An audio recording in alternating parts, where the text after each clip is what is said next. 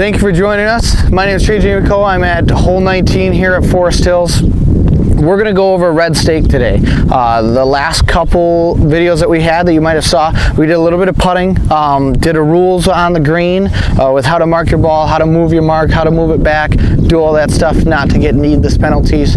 Now this is going to be a penalty that we brought upon ourselves more than anything. We hit it into the water, which happens to the best of us. All the pros do it. We do it maybe a little bit more out here at Forest Hills and the course around the areas than we would like. So this is just one of those good rules that we need to know. And the important thing here with the red stake is you have options. So we got multiple options here with the red stake. First off being you could play it. So I hit my ball in here, I know it's in the pond. It went in right above this tee. I saw it from the tee box, it popped in over.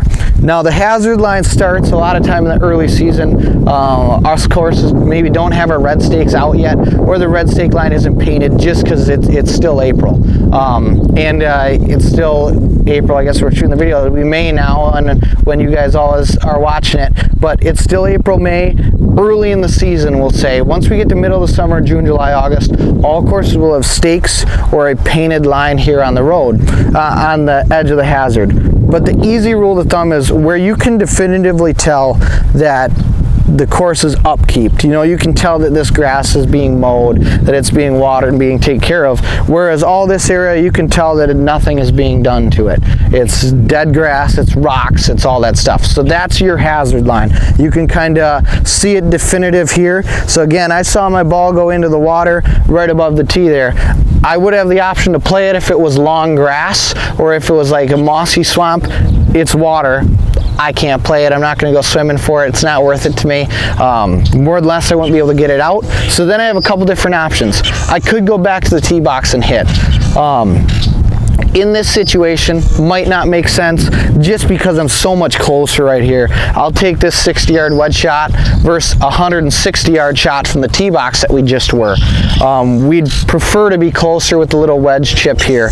So I'm not going to go back and re-hit.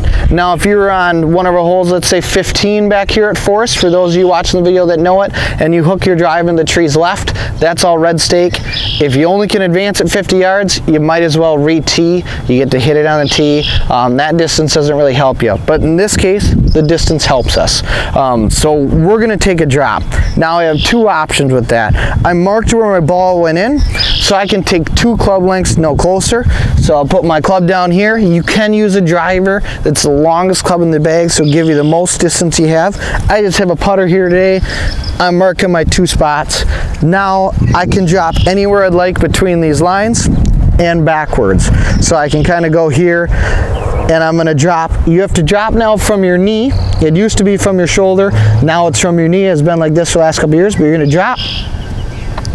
As long as it seems behind the lines, no close to the hole, which it definitively is, we're all good. This ball is now in play. It can be hit, so I can pick these up.